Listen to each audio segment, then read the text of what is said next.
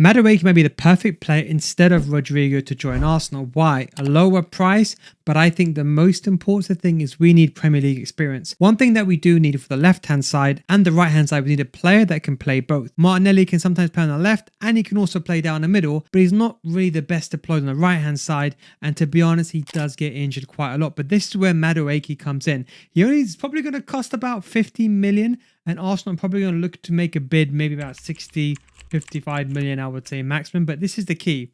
He's got Premier League experience. Think about players like Zinchenko, Gabriel Jesus, Declan Rice. They came in straight into the team. They had Premier League experience and they hit the ground running. That's what we need. We don't have time to wait. We need to win the title this year. We can't have time to let someone come in from another league, like a Darwin Nunez, for example, and not perform that year. We don't have time. Same with the striker. We have to go forward now. But Madueke is a good player. Not only does he have the Premier League experience compared to Rodrigo. Now, of course, Rodrigo has the top tier experience on a top level. There's no doubt about that. But he will still need maybe a month or two, maybe with 2 or 3 months to adapt to the Premier League. Now, the big thing with Madueke is he can play as a right winger. He's a natural right winger, so if Saka gets injured, he's a player to play on the right-hand side. But he can also play on the left. He's decent. He has 2-foot abilities. Amazing. He's not no Santi Cazorla, don't get me wrong, we're 2-footed. But he can play very good. What I like about him, he's very direct. He's got the pace, he's got the strength, and he's got the dribbling. Now, the good thing is his movement. He's very good at bringing the ball going forward, and he has that ability for 1v1s.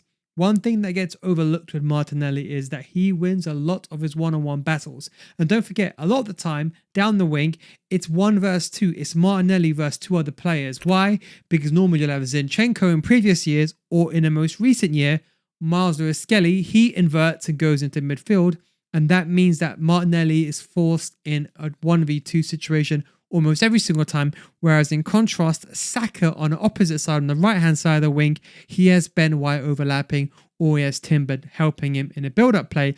So that's something that's very, very important. One thing to mention is I think his price is fairly good. You know, when you're talking about 45 to 60 million for someone that's 23 years old, let's say we get him on a 4 or 5 year contract, we got him basically at his peak, and then we can sell him on. I think this is a perfect time from a mathematical and finance point of view to buy a player. And to be honest, he doesn't even get injured that much. He was injured in March, and that was just about it. But apart from that, he doesn't have too much of an issue. And don't forget, he can still pass the ball very well, which is very important for a team like Arsenal, the ability to pass the ball, be able to press the ball, and be able to move the ball going forward. And of course, be able to dribble, which is what's key for Arsenal. Now, don't forget, he can be deployed as a left or a right, but I think he would probably give support. And I would say he will probably be a starter alongside Martinelli, fighting for that left wing position. But what about the key stats? Let's get into that, my favorite parts. Now, in his 1 versus 1 in dribbling ability, let's say he's dribbling down the wing, okay? He completed 39 dribbles last year with an average of 1.2 per 90, and his career average is about 3 dribbles per game. And to be honest, he's got about 50% success, which is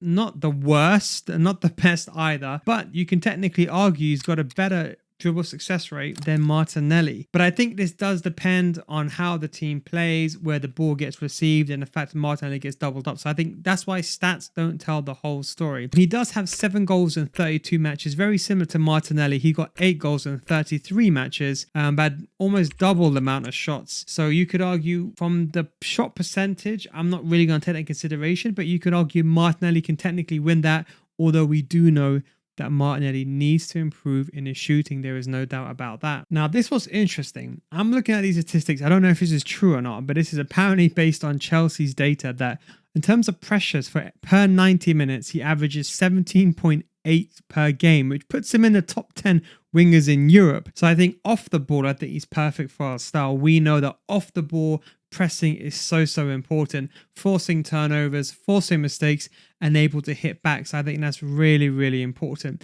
In terms of his tracking back, however, that's one thing that lets him down. That's why I think Martinelli really exceeds. I think a lot of people that maybe don't watch football too much or only see the attacking stance, they don't notice Martinelli's defensive ability. How many times against Manchester City has he come back on the left-hand side when we're winning and played as a left back, or turn into a left back, or Saka turning into a right back, creating that back line of 6, parking a bus like we did against Man City, remember last year very early on. when we got that red card. So these are just a few things that's very, very important to notice. And that's why I think he's a perfect player.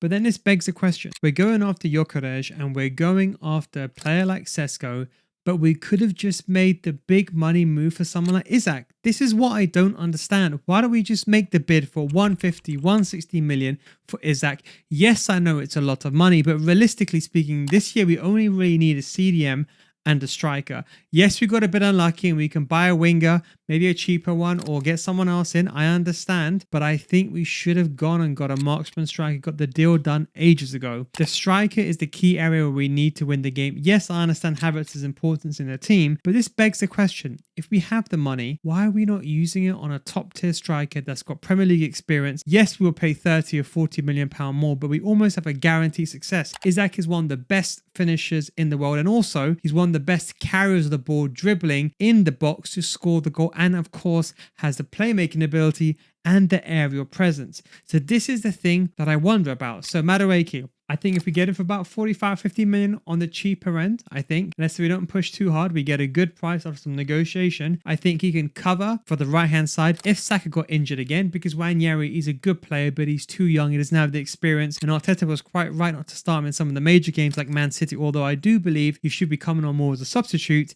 And then he can also cover on the left-hand side if Martinelli gets injured. But I would say that will be his key position. We'll be fighting for Martinelli. I don't see him beating Saka by no ways. He's getting beaten Saka to the right wing position. But on the left-hand side, I see him challenging Martinelli for that position. And I think that is what you want. I think having a sub that we can bring on, and maybe we get rid of Trossard, because this is the time for Trossard to go. Yes, he's a good player with good experience, but I think it's time for him to go. So for me, I think he's a very good signing. He's a good price point, and worst case scenario, we can sell him in 3-4 years time, and I think we can make a very healthy profit given this price right now. Premier League experience, exactly what we need.